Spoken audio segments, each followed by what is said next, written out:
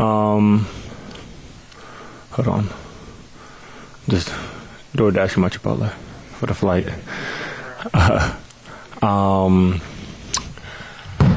It was our mentality, our mindset. Same as what.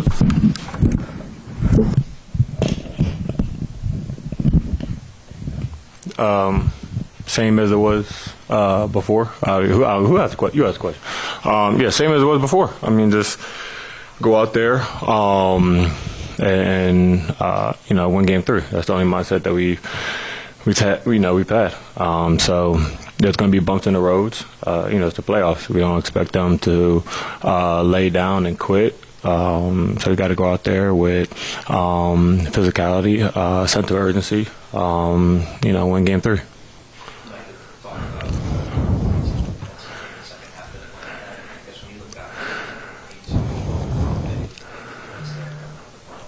I don't know. I feel like we didn't have that physicality that we did game 1 and in the first half. I think that was the biggest thing. When you lose that physicality, then you allow them to kind of move at their own pace and kind of dictate their offense, and instead of you dictating it. So you just got to make sure we're physical, have attention to detail, and focus for a full 48.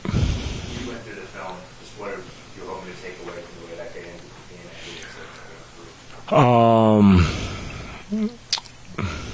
know. I mean, that's a game we should have won. Watching the film, you realize, obviously, it reinforces that, and then you see just the small areas that you kind of had a little bit of slippage on, and that affects the total outcome of the game. Like I said, we got to make sure we're locked in and focused for a full 48. It's the playoffs. Basketball's a game of runs. We go up, 12-14. This team, they're going to battle, and they can go on a run and then cut it to 4. Now you just got to make sure you're focused and locked in, to punch back. What did you say? Refocusing, resetting. Yeah.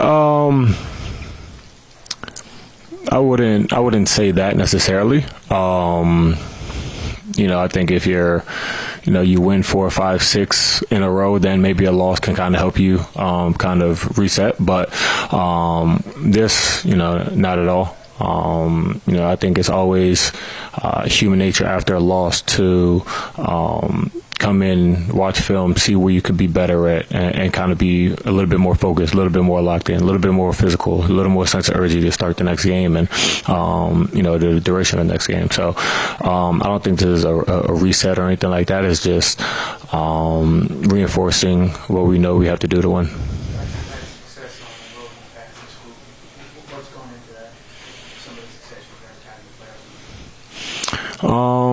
I think it's just, I don't want to sound like a broken record, but I think we have a really good group of guys who, especially during this time, we don't care about anything else but winning. We don't care about points, touches, minutes, anything like that. We're focused on winning the game. And when you have a collective group of guys who are willing to sacrifice for the betterment of the team, that's where special things happen. And I think we have that kind of character in the locker room. And, when you're on the road, it's just those guys in the locker room and no one else. So sometimes, being on the road, it kind of helps you band together. Did they do something different on Jalen in game 2? I mean, make an adjustment. And also, he had, CJ, he had to put a lot of time on CJ. Putting a lot into defense, does that kind of hurt him? I'm not saying it hurt him offensively, but that's a lot of, he had a lot going on there. Was he just missing shots, or what did they do differently? I don't think they did anything different. I think he missed shots. Defensively, we need him to get stops. And we got to make sure we have his back, and we're talking to him when he's on those isolations on CJ or Keel or whoever it is. I don't think they did anything different. There's a couple good shots I know that he normally, makes. So I don't think there's anything different. It's just sometimes when the team has that momentum and they kind of had a run in that fourth quarter, and sometimes the ball goes in their favor, and it happens. Can you help them more defensively, or you just have it back?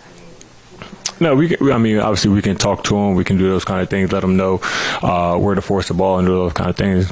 But at the end of the day, it's just he has to take pride in it. And I think that's just knowing him. I'm sure watching the film, he was probably frustrated at some of the spots that CJ was able to get to and those kind of things. So, like I said, I know the kind of guy he is, the kind of character he is. He'll be better defensively for us. And for us, like I said, talking to him, being in those gaps, showing help, doing those kind of things, we can help him. When it comes to the adjustment as start to half they expect them to directly go back to that tomorrow just because it works so well. You expect them to do something differently because they know you're going to adjust. Like, how do you sort of adjust that with something?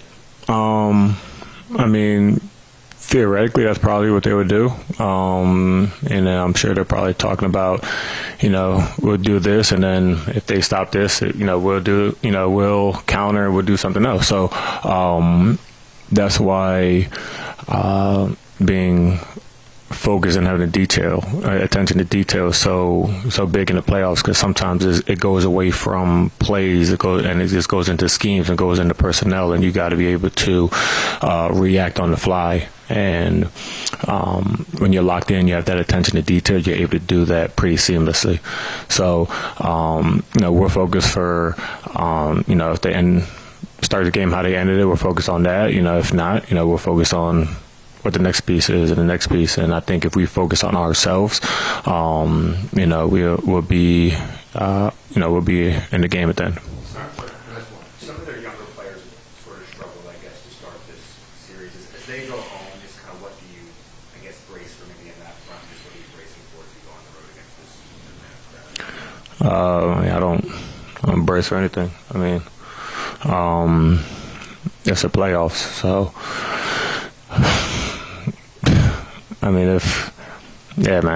It's the playoffs, dog. So I feel like I'm already braced for whatever it is. I'm already focused on what we have to do to win. When you're sitting there bracing for things, that means you're coming in underestimating somebody, and I don't think that's what we're doing. We're coming in ready and locked in to execute and to win. Mike was talking about the 42 points in the paint that Atlanta had in the second half, game two.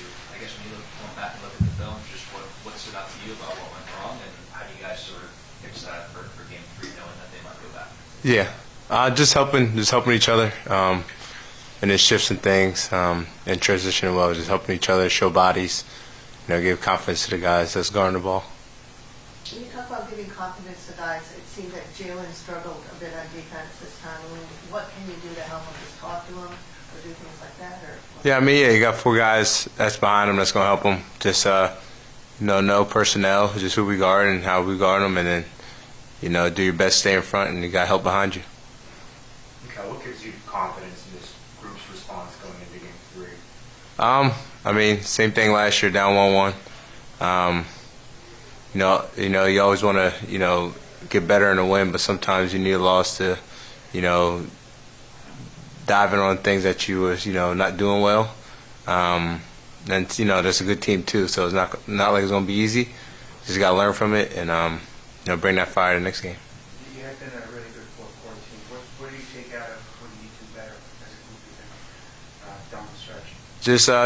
Just being physical, just more physicality throughout. I think we did good first half. The second half slipped a little bit. Just gotta keep the physicality going. Josh mentioned that the physicality he felt also slipped off in the second half. What do you think that was? Just on us. Just gotta be better.